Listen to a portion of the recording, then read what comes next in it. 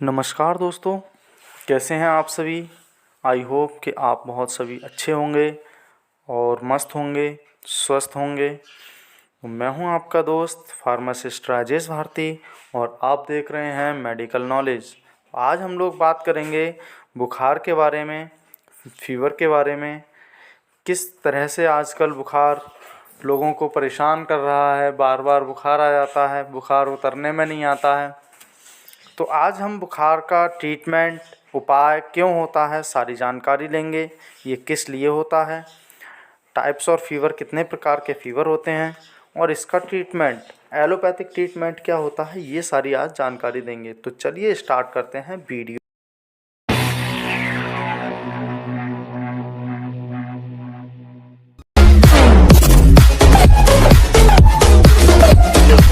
बुखार आखिर ये होता क्या है। बॉडी का टेम्परेचर नॉर्मल से अधिक हो जाने को ही फीवर कहा जाता है। फीवर का जो नॉर्मल माप होता है, शरीर का तापमान होता है, वो कितना होता है। अगर इसको हम सेंटीग्रेड में मापते हैं तो 36 डिग्री सेंटीग्रेड से 37 डिग्री सेंटीग्रेड तक नॉर्मल होता है। और फ़ारेनहाइट में अगर इसको मापते हैं तो 97.6 फ़ारेनहाइट से 98.6 फ़ारेनहाइट के बीच होता है। अगर इससे ऊपर अधिक तापमान होता है तो मान लीजिए आपको बुखार है। इसके कॉजेज़ क्या क्या हैं, क्यों होता है ये। बाहरी संक्रमण के विपरीत सुरक्षा कवच आपको ज़रूर होने चाहिए, ये इसके रोकथाम के लिए है। और संक्रमण, इन्फेक्शन, नर्वस सिस्टम की डिसीज़, चोट लगने से भी बुखार आ जाता है। निर्जलीकरण, रक्त परिसंचरण विकार, इसको हम बोलते हैं वस्कुलर डिसीज़। लू लगना यानी कि हीट स्ट्रोक, विकिरण, रेडिएशन और चोट, इंजरी के कारण, शोथ, इन्फ्लामेशन के कारण भी ये हो जाता है। और ये एंडोक्राइन सिस्टम की डिसीज़ के कारण भी हो जाता है। टाइप्स ऑफ फीवर, बुखार कितने प्रकार का होता है हम ये भी जानते हैं। कंटिन्यूस फीवर यानी कि जो लगातार आता रहता है, उतरने का नाम ही नहीं लेता। Remittent fever,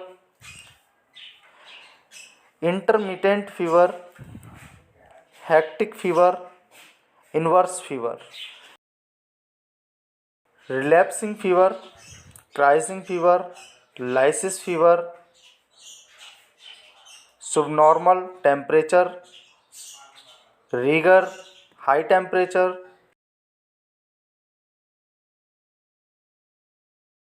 hyper pyrexia, moderate fever, low fever. तो ये कुल मिलाकर के 14 प्रकार के फीवर होते हैं। तो जो नॉर्मल फीवर अक्सर लोगों में आता है और उसका क्या ट्रीटमेंट होता है, ये हम उसके बारे में बात करेंगे। तो इसका ट्रीटमेंट क्या क्या है ये हम बता देते हैं आपको पूरी तरीके से, क्या क्या ट्रीटमेंट है, क्या देना है, क्या क्या उपाय करना है। सबसे पहले, अगर किसी भी व्यक्ति को तेज़ फीवर है, 100 से ऊपर टेम्परेचर है, तो सबसे पहले उसकी बॉडी को नॉर्मल कर दीजिए। एक कपड़ा लीजिए, उसको भिगोइए, भिगो करके पूरे बॉडी को उसको साफ़ कीजिए अच्छे से। और उसका तापमान जब तक नॉर्मल ना हो जाए तब तक उसको कोई भी ट्रीटमेंट ना दें। और सबसे पहले जब भी कोई व्यक्ति को आप ट्रीटमेंट देंगे तो उसका एग्ज़ामिनेशन कर लें कि एग्ज़ामिनेशन के आधार पर बुखार का कारण जानना संभव है। अगर डायग्नोस में समय लग रहा है, मेडिसिन दी जानी चाहिए, जो मैं आपको बताता हूँ। टैबलेट डोलो पैरासीटामोल 650 mg, एक गोली सुबह शाम 2 दिन तक। उसकी बॉडी वेट के हिसाब से या उसकी उम्र के हिसाब से आप देना है। ऐसा नहीं है कि बच्चा है तो बच्चे को भी आप डोलो 650 दे दें।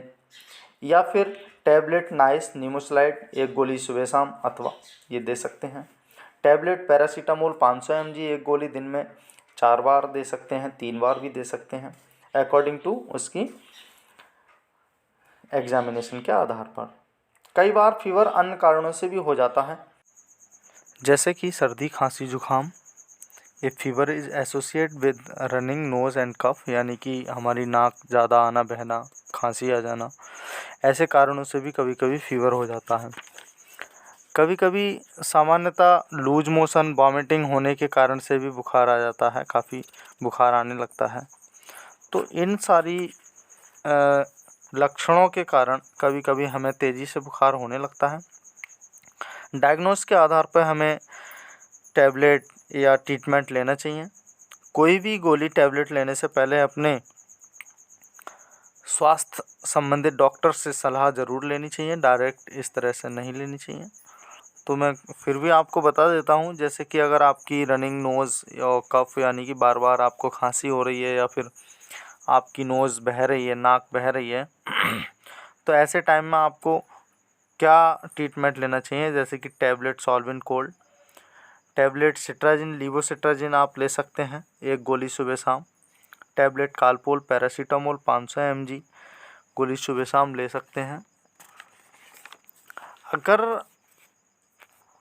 आपको वॉमिटिंग एंड लूज मोशन हो रहा है तो उसके लिए आप अन्य प्रकार की टैबलेट लेनी है, जैसे कि डोलो पैरासीटामोल आवश्यकता अनुसार। पैरासीटामोल बुखार के लिए मुख्य गोली है, यूज़ करी जाती है, तो पैरासीटामोल तो सबके साथ दी ही जाएगी। और दूसरी टैबलेट है डोमस्टाल डोमिपेराडोन, यानी कि ये आवश्यकता अनुसार आप ले सकते हैं गैस के लिए।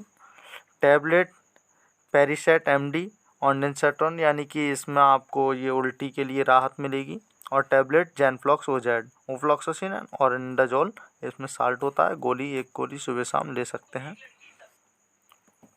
अगर डिहाइड्रेशन हो तो इलेक्ट्रॉल पाउडर 1 लीटर पानी के साथ मिलाकर देना चाहिए।